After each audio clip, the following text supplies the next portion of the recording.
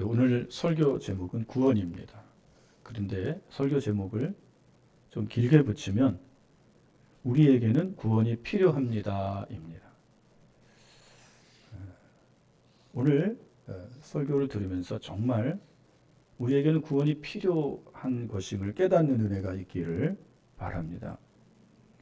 오늘은 노아의 방주 이야기를 살펴볼 것입니다. 아마 여러분들이 많이 들어본 이야기일 것입니다. 이 이야기는 영화로도 제작되기도 했습니다. 여러분은 몇 번이고 반복해서 이 설교를 들었습니다. 1년 내내 가족과 함께 동물들만 잔뜩 있는 방주 속에서 살아가야 한다는 것은 힘든 일일 것입니다. 화장실은 어떻게 만들어서 오물을 처리했는지 생각해 봅니다. 그리고 그 방주 안에 타고 있는 수많은 짐승들에게 먹을 것을 주고 그 짐승들이 배설한 그 오물들은 또 어떻게 처리했는지. 방주는 쉬운 생활이 아닙니다. 힘든 생활입니다. 여러분, 이 무더운 여름에 에어컨이 없다고 생각해 보십시오. 또 여러분이 이곳에서 일을 한다고 생각해 보십시오. 힘들고 지치고 뛰쳐나가고 싶을 것입니다.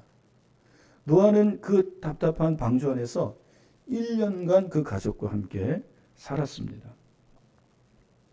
그러나 이런 일보다 먼저 생각해야 할 것은 노아의 이야기가 하나님의 심판에 관한 이야기라는 것입니다. 우리가 생각하는 행복한 동화책 이야기가 아닙니다. 노아가 방주를 다 만들고 방주의 문을 열었을 때에 짐승이 쌍쌍이 이렇게 오면서 노래를 부르면서 오는 그런 행복한 동화책 이야기가 아닙니다. 한번 깊이 들여다보기를 원합니다. 창세기 6장을 보시면 오늘 우리가 다룰 내용이 나옵니다. 세 가지 계율을 말씀드립니다. 첫 번째는 하나님은 공평하시기 때문에 구원이 필요하다는 것입니다. 두 번째는 하나님은 은혜로우심으로 구원하신다는 것입니다. 세 번째는 하나님은 강하시며 구원은 실질적이라는 것입니다. 노아의 홍수가 있기 전에 하나님은 세상을 다 창조하시고 보시기에 심히 좋았더라 하시며 혼자 스스로 감탄하셨습니다. 그런데 얼마 지나지 않아 하나님이 전혀 다른 말씀을 하십니다. 본문 5절입니다. 여호와께서 사람의 죄악이 세상에 가득함과 그의 마음으로 생각하는 모든 계획이 항상 악할 뿐임을 보시고 11절입니다. 그때 온 땅이 하나님 앞에 부패하여 포악함이 땅에 가득한지라. 그토록 선했던 모든 것들과 주님의 영광으로 가득 채워야 했던 이 사람들은 땅을 폭력으로 가득 채웠습니다. 하나님께서 이에 대해 어떻게 반응하셨을까요? 첫 번째로 하나님께서 보셨습니다. 6장 5절을 다시 한번 봅니다. 여호와께서 사람의 죄악이 세상에 가득함과 그의 마음으로 생각하는 모든 계획이 항상 악할 뿐임을 보시고. 하나님은 악을 보셨습니다. 그들의 모든 그 악한 행위를 보셨습니다. 그런데 더 중요한 것은 하나님께서 그 사람들의 마음에 있는 그 생각과 계획이 악한 것까지도 다 보셨다는 것입니다. 여러분, 우리 하나님은 우리 마음에 생각과 계획까지도 다 보십니다. 그 동기를 살피십니다. 그런데 그 동기가 너무나도 악했습니다. 하나님은 아주 가까이 계셔서 악을 보셨고 그 악으로 인해 슬퍼하시고 이를 벌하기 위해 행동하십니다. 이것은 하나님의 공의입니다. 하나님은 죄를 보시고 슬퍼하시고 죄를 벌하기 위해 움직이십니다. 죄는 하나님을 기쁘시게 하지 못합니다. 죄는 하나님을 진노케 합니다. 하나님은 완전히 거룩하시기 때문에 죄를 보시면 진노하시고 벌하시기 위해 움직이고 행동하십니다. 이것이 바로 우리가 좋은 판사에게 기대하는 것이 아닙니까? 우리는 좋은 판사가 사람들에게 그들의 행동에 대한 책임을 물을 것을 기대합니다. 그리고 그 죄에 따른 바른 형량을 선고하기를 바랍니다. 그 죄질이 10년인데 1년으로 선고하면 우리는 그 판사에게 실망을 합니다. 1년짜리인데 무죄를 선고하면 더 실망합니다. 우리는 판사에게 올바른 판단과 형량을 원합니다. 그리고 우리가 이 구절에서 볼 때 주목해야 할 것은 하나님께서 즉시 행동하지 않으셨다는 것입니다. 하나님께서는 노아에게 방주를 지을 시간을 주셨습니다. 이 시간은 무려 120년 동안입니다. 120년 동안 노아에게 회개를 외치게 하셨고 회개하기를 기다리셨습니다. 하나님은 죄인이 죽는 것을 원치 않으세요. 에스겔을 통해 말씀하십니다. 나는 그가 회개하고 나에게도 돌아와서 구원받을 것을 원하십니다. 그래서 즉시 심판하지 않으셨고 120년 동안 회개하게 하시고 기다리신 것입니다. 그러나 회개치 않았죠. 주님의 심판은 올 것이지만 항상 우리가 올 것이라고 기대하는 때에 오지만은 않습니다.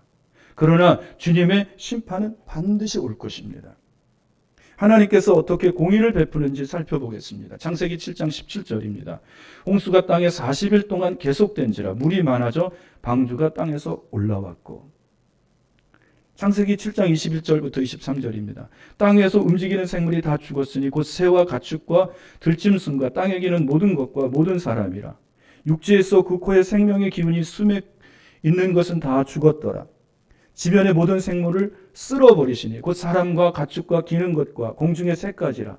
이들은 땅에서 쓸어버림을 당하였으되 오직 노아와 그 방주와 함께 있던 자들만 남았더라.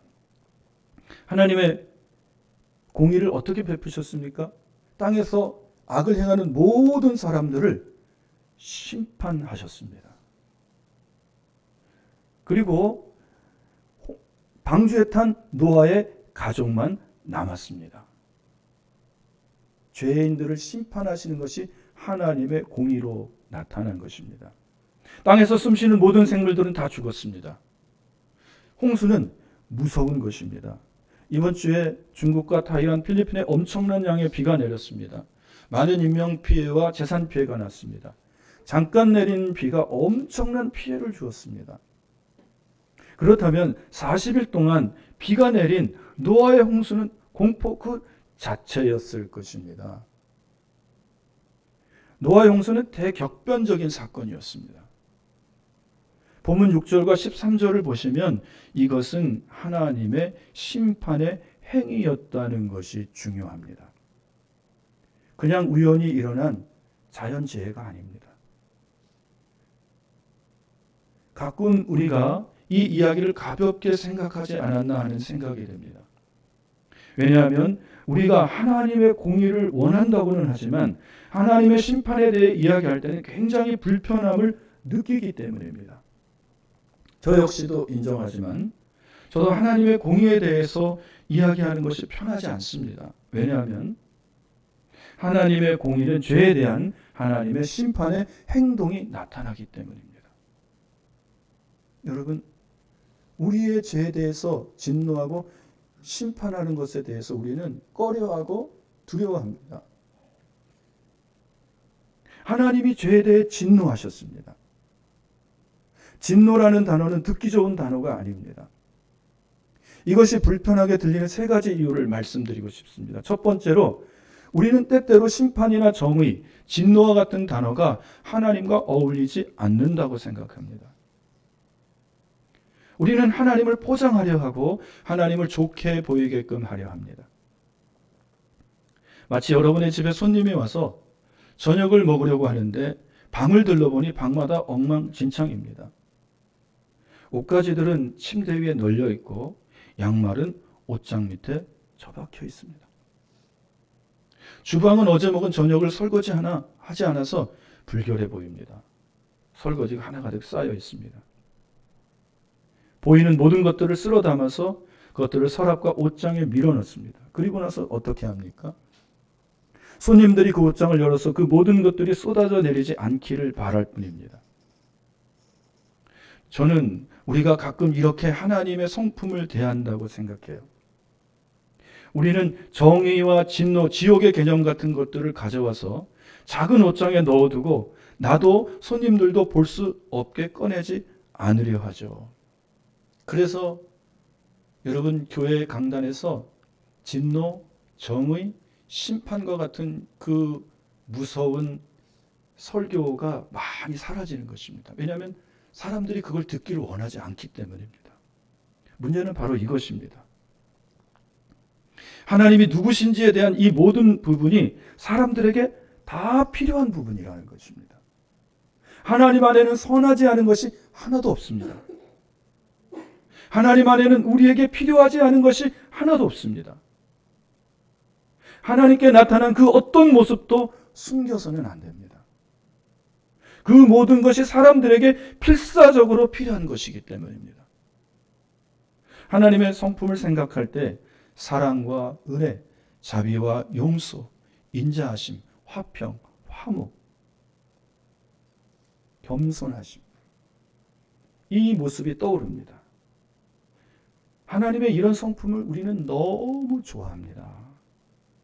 그러나 하나님의 성품에는 정의, 진노, 심판 같은 것이 있습니다. 우리는 이런 하나님의 성품을 떠올리기 싫어합니다. 심판과 진노, 정의와 같은 용어에 대해 생각할 때 우리의 문제는 우리가 너무나도 우리 자신을 생각하는 것처럼 하나님을 생각한다는 것입니다. 우리는 진노를 마치 누군가가 운전 중 나를 추월할 때 경쟁심이 일어나 그 사람을 제압하고 싶고 이기고 싶어 하는 것쯤으로 생각합니다. 저 사람이 나를 추월하네. 나는 저 사람에게 질 수 없어. 이것은 저 같은 점잖은 사람이 하는 말이죠. 여러분들은 속으로 저게 저 아무 땡땡이가 XX가 나를 추월해?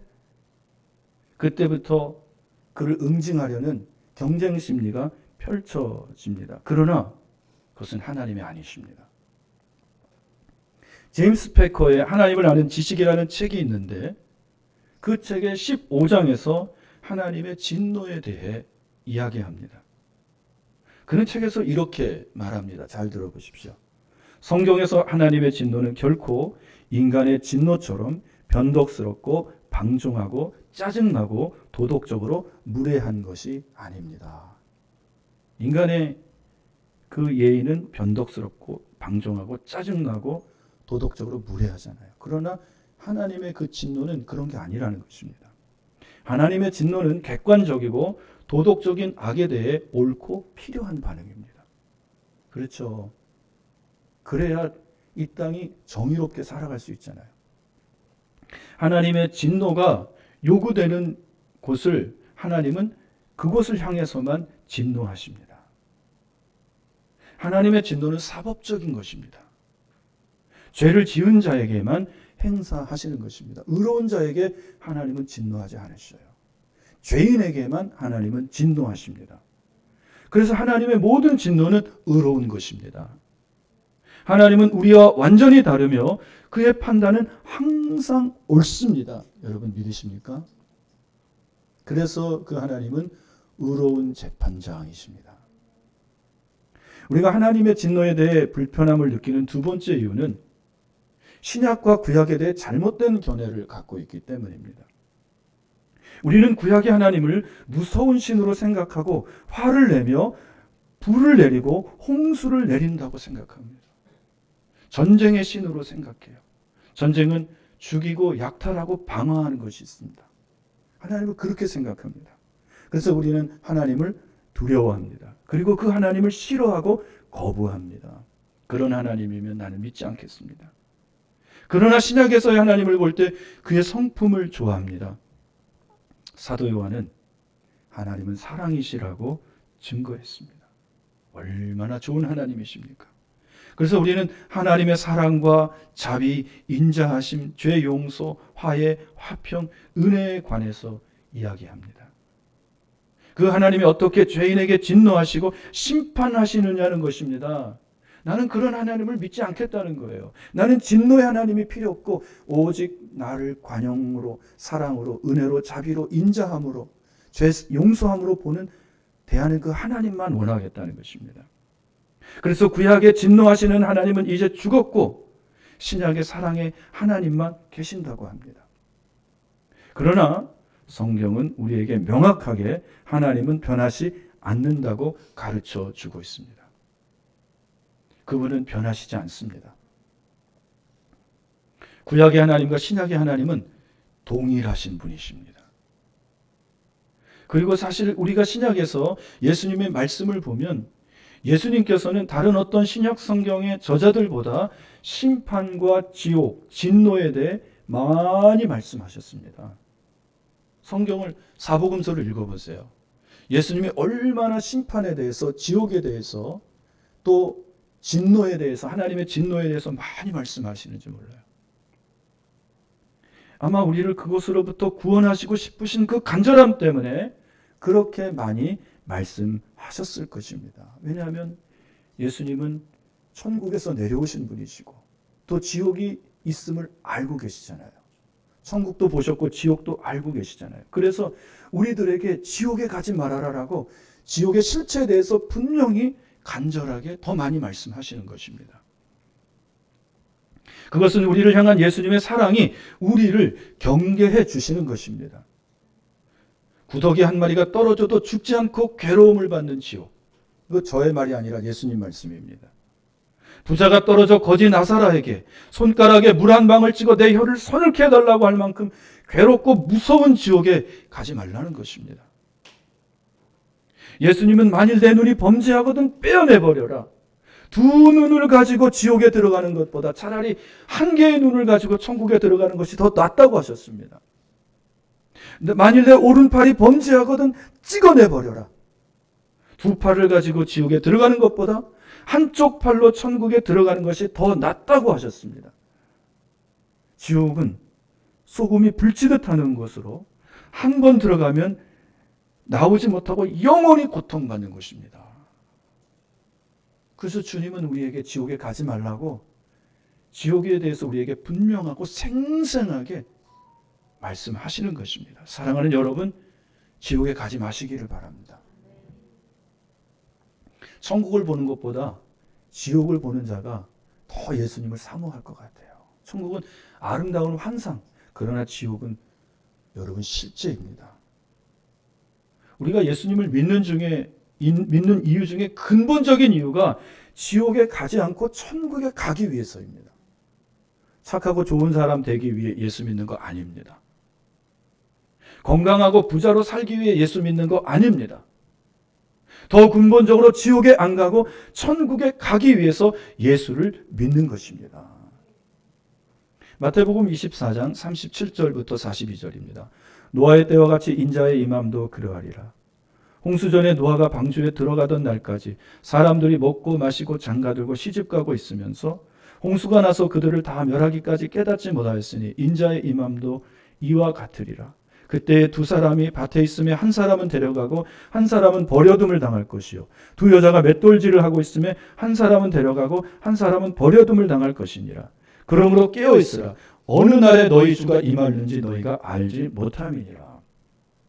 이것은 예수님의 말씀이고 우리에게 홍수를 상기시켜 줍니다. 노아의 그 홍수의 심판을 우리로 상기하게 합니다.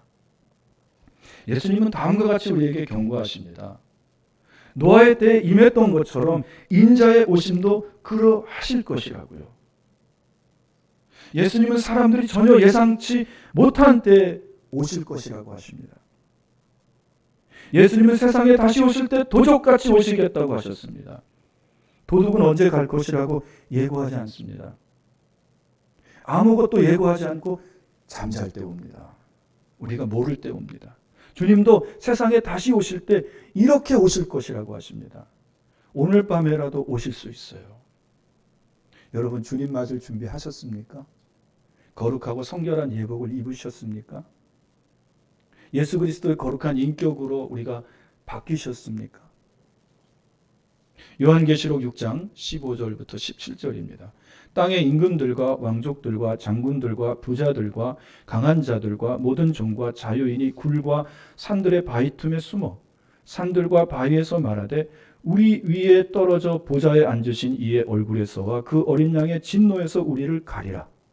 그들의 진노의 큰 날이 이르렀으니 누가 능히 서리요 하더라. 여러분, 진노하시는 어린 양이 누구일까요? 진노하시는 어린 양의 진노에서 우리를 가리라. 진노하시는 어린 양 앞에서 누가 서리요? 아무도 설 수 없다는 것입니다. 이 진노하시는 어린 양은 누구일까요? 요한복음 1장 29절입니다. 이튿날 요한이 예수께서 자기에게 나오심을 보고 이르되 보라 세상 죄를 지고 가시는 하나님의 어린 양이라. 요한계시록에서 말하는 진노하시는 어린 양은 우리 주 예수 그리스도입니다. 그 예수 그리스도는 재림하시는 예수 그리스도예요. 여러분, 예수님이 처음 아기 예수로 이 땅에 오셨어요. 초림 때에는 은밀하게 오셨습니다. 그리고 그때는 세상의 메시아, 그리스도, 구주로 이 땅에 오셨습니다. 그러나 예수님이 세상에 다시 오실 때는 진노하시고 심판하는 재판장으로 이 땅에 오신다는 것입니다. 요한복음에서 말하는 그 요한, 바로 초림하신 예수님, 구주.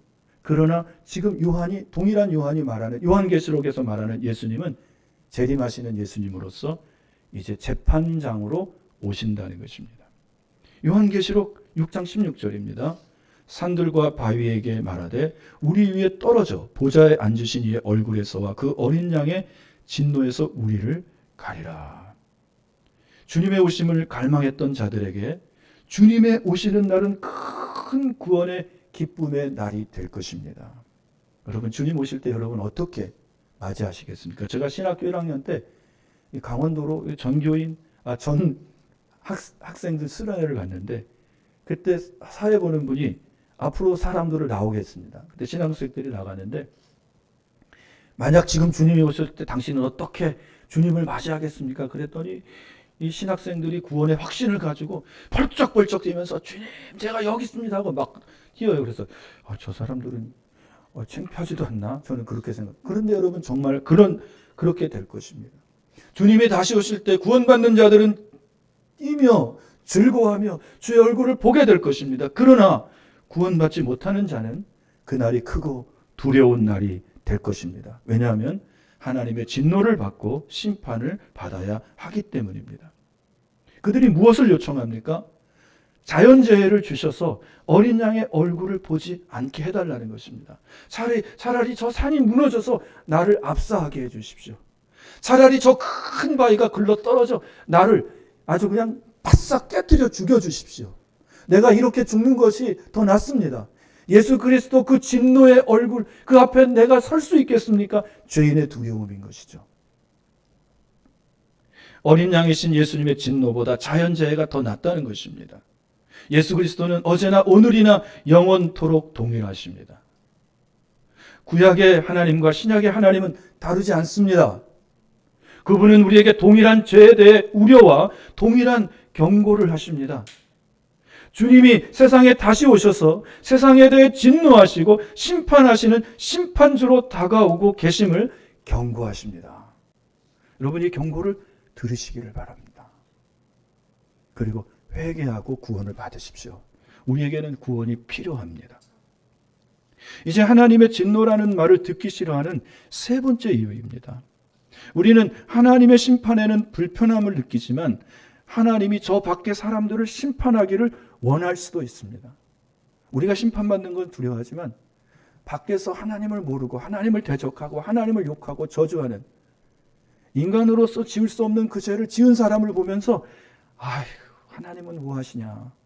여러분의 남편을 보고 아주 미운 남편을 보고 뒷산의 호랑이는 뭐하냐. 저 인간 안 잡아가고. 똑같은 것입니다. 호랑이 보고 심판하라는 것입니다. 그런데 그렇게 말하는 그 사람 자체도 하나님의 심판을 당합니다. 모르고 하는 소리죠. 우리가 받을 심판은 두려워하지만 세상 밖에서 죄 짓는 죄인을 보면서 하나님이 심판하기를 우리 원할 수도 있습니다. 우리는 우리 안에 있는 죄를 그분이 심판하실 것이라고 우려하죠. 왜냐하면 모든 사람이 죄를 범하여 하나님의 영광에 이르지 못함을 우리는 모두 알고 있기 때문입니다. 우리는 심판의 날에 우리 자신의 공로로는 그 누구도 견딜 수 없다는 것을 알고 있기 때문입니다. 이사야 선지자는 우리의 의가 다 더러운 의복과 같다고 합니다. 여러분, 이 더러운을 히브리어로 보면요, 다 쓰고 버린 생리대라는 뜻이 있습니다. 그거 여러분 얼마나 더럽습니까? 얼마나 추합니까? 우리의 의가 그와 같은 거래요. 그래서 죄인은 하나님 앞에 설 수가 없습니다. 이 본문에서 우리 앞에 놓인 진짜 질문은 왜 하나님이 세상의 모든 사람을 심판했는지가 아닙니다. 본문에서 우리 앞에 놓인 진짜 질문은 왜 노아를 구원하셨나는 것입니다. 하나님이 왜 노아를 구원하셨을까요? 이 질문은 우리를 다음 요점으로 이끌어줍니다. 한번 생각해 봅시다. 하나님은 거룩하시고 선하시니 즉시 심판하셨을 수도 있었을 것입니다. 그리고 노아까지도 심판하셨을 수도 있어요. 그러나 하나님은 노아를 구원하셨고 또 120년 동안 참아주셨습니다. 두 번째 기회를 온 인류에게 주셨습니다. 두 번째 기회는 노아를 통해 새롭게 시작될 인류에게 주시는 기회입니다. 만약 노아마저 홍수 심판에서 심판당했다면 세상은 존재하지 않았을 것입니다. 사람들이 다 죽었잖아요. 그러나 하나님은 노아를 통하여 이제 인류를 다시 재건하시고 인류를 구원하실 계획을 세우십니다. 하나님이 노아를 통해 인류에게 두 번째 기회를 주신 이유는 하나님께서 은혜로우시기 때문입니다. 그래서 구원을 주신 것이죠. 본문 6장 8절입니다. 그러나 노아는 여호와께 은혜를 입었더라. 은혜라는 말은 호의라고도 번역될 수 있습니다. 노아는 주님의 눈에 호의를 입었던 것입니다. 6장 9절입니다. 이것이 노아의 조건이라 노아는 의인이요 당대의 완전한 자라 그는 하나님과 동행하였으며. 이것이 노아의 모습입니다. 만일 우리가 노아처럼 선하고 열심히 일하고 하나님과 함께 걷고 의롭다면 우리는 괜찮을 것이고 우리는 구원을 받을 것으로 생각한다면 이것은 이 본문이 말하고 있는 바가 아닙니다. 나는 의로우니까 나는 구원받을 거야. 그게 아닙니다. 이 본문이 말하고자 하는 게 그게 아니에요. 이 구절을 읽을 수 있는 두 가지 방법이 있습니다. 먼저 노아가 의로운 사람이므로 주님의 눈에 은혜를 입었다는 것입니다. 그것은 노아에게 원인이 있는 것이죠. 노아가 의로워서 하나님의 은혜를 베푸셨다. 그러나 본문은 우리에게 다른 결론을 가리키고 있습니다. 바로 주님께서 노아에게 은혜, 호의를 베푸셨기 때문에 노아는 의로운 사람이 되었다는 것입니다. 두 번째가 오늘 우리에게 말씀하고 싶은 거예요. 그래서 여러분 창세기 6장 8절 9절 그 말씀의 그 배열을 부도를 가만히 보세요. 만약에 9절 노아는 의로운 사람이고 하나님과 동행하는 사람이고 완전한 사람이어서 8절 9절 그래서 하나님께 노아를 은혜를 주셨더라. 이렇게 하면 여러분은 모두 다 의로운 사람이 되어야만 하나님께 구원받을 수 있습니다. 그러나 하나님은 정확하게 그 말씀을 배열하셨습니다. 그러나 노아는 여호와께 은혜를 입었더라. 여호와께서 은혜를 주시니 노아가 의로운 자가 되었고 완전한 자가 되었고 하나님과 동행하는 자가 되었습니다. 여러분 차이점이 보이십니까? 하나님께서 노아에게 먼저 은혜로 다가가셨고 이것이 노아의 삶을 변화시켰던 것입니다. 그런 말씀을 한번 찾아봅시다. 정말 중요한 본문입니다. 히브리서 11장 6절 7절입니다. 믿음이 없이는 하나님을 기쁘시게 하지 못하나니 하나님께 나아가는 자는 반드시 그가 계신 것과 또한 그가 자기를 찾는 자들에게 상 주시는 이심을 믿어야 할지니라. 믿음으로 노아는 아직 보이지 않는 일에 경고하심을 받아 경외함으로 방주를 준비하여 그 집을 구원하였으니 이로 말미암아 세상을 정죄하고 믿음을 따르는 의의 상속자가 되었느니라. 히브리서 저자는 노아가 믿음을 따르는 의의 상속자라고 합니다. 노아가 믿음을 따르는 의의 상속자가 된 것이 그가 선한 일을 위해서인가요? 아닙니다. 노아에게 하나님의 은혜가 임하니 그가 믿음을 따르는 의의 상속자가 된 것입니다. 그렇다면 노아는 무엇을 믿었죠? 그가 무엇을 소망했나요? 노아는 창세기 3장 15절에서 약속하신 약속의 씨앗을 소망했습니다. 하나님께서 노아에게 은혜를 베푸셨고 노아는 장차 세상에 오셔서 마귀를 멸하시고 죄를 멸하시며 모든 죄인을 죄에서 구원하실 오실 예수 그리스도를 바라본 것입니다. 이것이 노아에게 믿음이 된 거예요. 하나님의 은혜가 오니 노아가 이것을 보고 믿었던 것입니다. 하나님은 저와 여러분도 이렇게 구원하셨습니다. 하나님의 은혜로 예수 그리스도를 알게 하셨고 믿게 하신 것입니다. 하나님을 믿는 믿음을 우리의 행위 때문에 주어진 것이 아닙니다. 만일 이렇게 되면 구원은 믿음이라는 행위 때문에 보상처럼 주어지는 것입니다. 그러면 그것이 율법주의가 되는 것입니다. 그렇게 믿는 사람이 여러분 저 유대인이고 또 율법주의자인 것입니다. 저들은 아직까지도 행위로 구원받는다고 말해요. 그러나 행위로 구원받을 자는 한 사람도 없습니다. 하나님의 은혜로 구원받습니다. 여러분 믿으십니까? 에베소서 2장 8절 9절입니다. 너희는 그 은혜에 의하여 믿음으로 말미암아 구원을 받았으니, 은혜가 먼저 와서 믿음이 생긴 거죠. 이것이 너희에게서 난 것이 아니요 하나님의 선물이라. 이것이 너희에게서 난 것이 아니요 하나님의 선물이라. 행위에서 난 것이 아니니 이는 누구든지 자랑하지 못하게 하려 함이라. 하나님의 은혜가 먼저 우리에게 왔습니다. 그 은혜는 나로 하여금 내가 죄인임을 깨닫게 하였고 예수가 나의 구주임을 알게 하였고 믿게 하였습니다. 하나님이 우리를 은혜로 구원하신 것은 구원이 우리의 착한 행실 그리고 믿음 때문이 아니라는 것을 알게 하시고 하나님 앞에서 그 누구도 자랑하지 못하게 하시기 위해서입니다. 여러분 믿으십니까?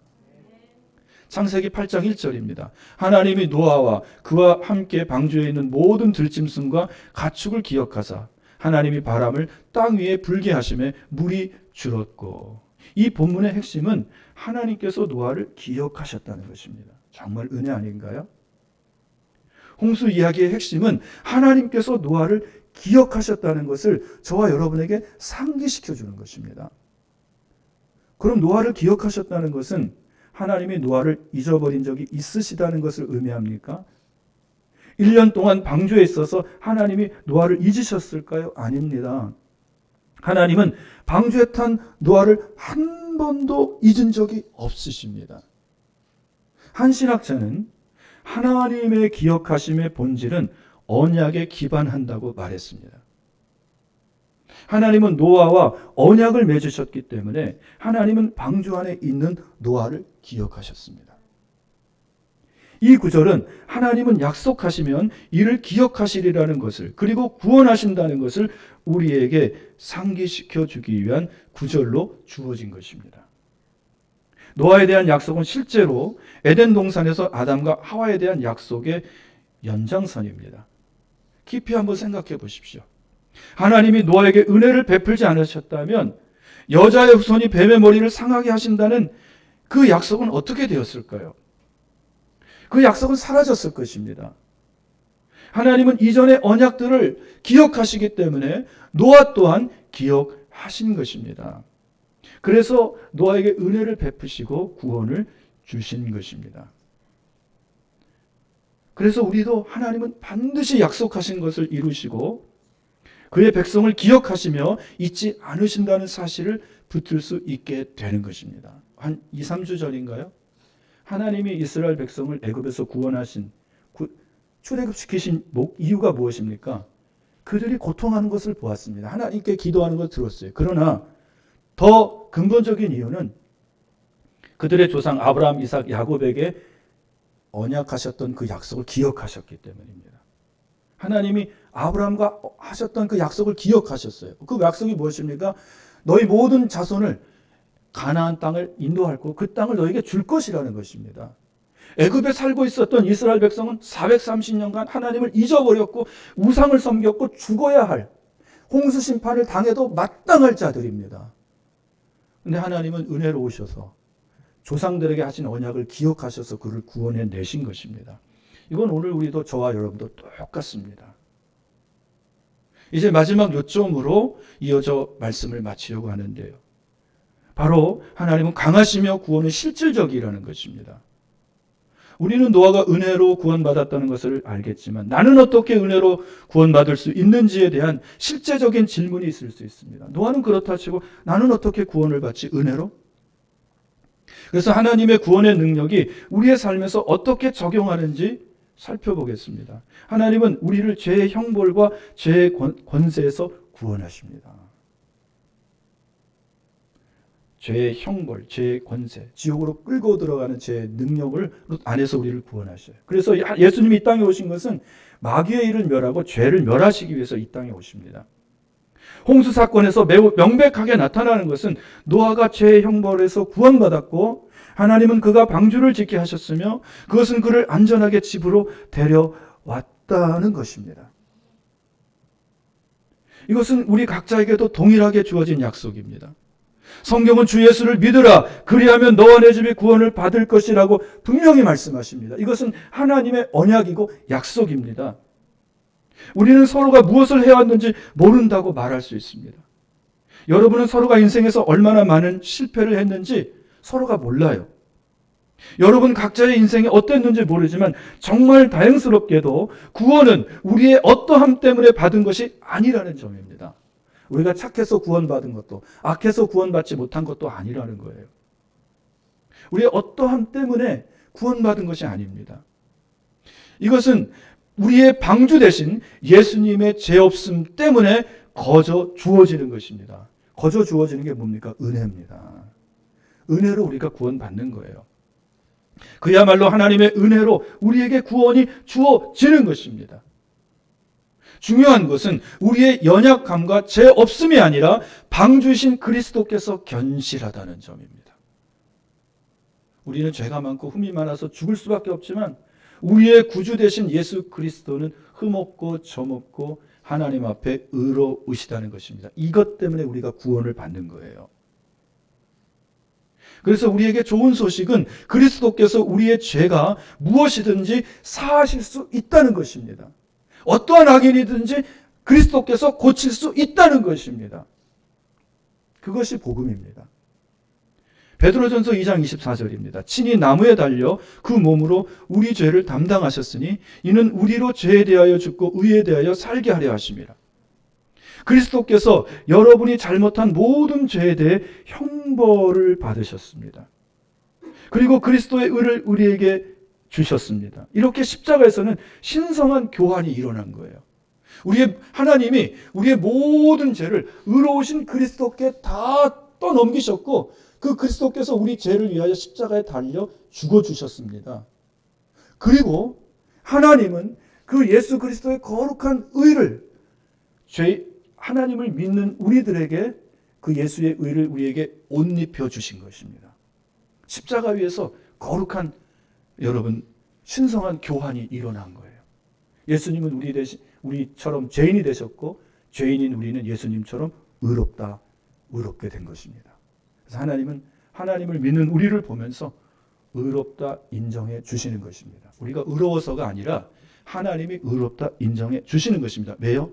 하나님의 구원의 방법을 믿었기 때문입니다. 그리고 여기에 또 좋은 소식이 있습니다. 여러분이 두려워했던 주님의 공의, 그래서 진노를 일으켰던 그 주님의 공의가 이제는 여러분의 구원의 보증이 됩니다. 왜냐하면 하나님은 공의로우셔서 우리에게 같은 죄에 대해서 2번 값을 지불할 것을 절대 요구하지 않으시기 때문입니다. 그는 이중으로 벌하시는 하나님이 아니시기 때문입니다. 그래서 당신의 죄를 보며 그리스도께서 그 죄를 갚으셨다고 확신한다면 그 죄는 이미 사라졌고 완전히 덮어버렸기 때문에 예수 그리스도의 피로 덮였기 때문에 여러분이 한때 두려워했던 하나님의 공의는 이제는 우리의 희망이 되는 것입니다. 그분은 공정하시기 때문에 그리스도께서 우리를 대신하여 십자가 위에서 치르신 그 죄의 대가를 보시고 결코 우리의 죄에 대해 대가를 치르게 하지 않으실 것입니다. 여기에 좋은 소식이 있는 것입니다. 우리는 홍수를 당할 만도 하지만 우리에게 방주를 주셨는데 그 이름은 예수입니다. 이것이 최고의 좋은 소식입니다. 그게 복음이에요. 복음은 굿뉴스, 최고로 좋은 소식. 여러분, 그래서 마가복음 1장 1절을 기억하십시오. 하나님의 아들 예수 그리스도 복음의 시작이라. 복음이 누구입니까? 예수 그리스도입니다. 우리 교회 이름은 예수방주교회이죠. 여러분, 목사가 교회를 개척할 때 제일 고심하는 것이 교회 이름입니다. 왜냐하면 그 교회 이름이 그 교회의 정체성을 나타내기 때문입니다. 그래서 하나님 앞에 깊이 기도하는데 하나님이 갑자기 내 마음에 감동을 주십니다. 너는 노아처럼 살아라. 왜요? 너는 은혜를 입은 자다. 그 뜻입니다. 그래서 저는 노아 그러면 방주교회로 줘야 되겠구나. 근데 하나님이 제 마음에 감동을 주세요. 나 예수가 방주니라. 방주는 나 예수니라. 예수는 구원이니라. 여러분, 저에게 이 감동을 주시더라고요. 그래서 우리 주보에 여러분 맨 앞면을 보세요. 예수는 방주, 방주는 예수, 예수는 구원이라고 쓰여 있습니다. 하나님이 내게 주신 감동이에요. 정확한 거죠. 방주가 예수라는 소식이 가장 좋은 소식입니다. 그러나 좋은 소식을 이해하려면 나쁜 소식도 알아야 합니다. 오늘 이 시간 여러분 각자에게 이 질문을 드리겠습니다. 바로 여러분 삶에 대한 질문입니다. 나는 방주 안에 있습니까? 나는 그리스도 안에 있습니까? 이 질문에 대해 생각해 보지 않고 이것을 떠나지 마시기를 바랍니다. 가만히 앉아 계시면 그거 생각하는지 아십시오. 왜 안 가지? 그거 생각하는 겁니다. 오늘 잠자리에 들기 전까지 이 질문을 생각하세요. 그러나 운전할 때는 운전만 생각하시고 집에 가서 생각해 보세요. 나는 방주 안에 있는가? 나는 예수 그리스도 안에 있는가? 나는 구원 받았는가? 그것은 당신의 삶에서 유일하게 중요한 질문입니다. 왜냐하면 그 홍수가 올 것이라고 한 것처럼 언젠가 예수님이 다시 오겠다고 약속하셨기 때문입니다. 그래서 우리는 주님의 오심을 갈망하는 자들이 되어야 합니다. 여러분, 주님의 오심을 갈망하는 자가 되십시오. 빨리 오셨으면 좋겠다. 부디 여러분의 믿음을 그리스도께 두시기를 바랍니다. 그리고 예수님을 아시는 분들은 당신의 삶에서 누구에게 제발 방주에 타라고 이야기할 것인지 생각해 보시기를 바랍니다. 우리 예수방주교회 개척교회 할 때요, 우리 이혜인 전도사님이 노아 그 영화가 있습니다.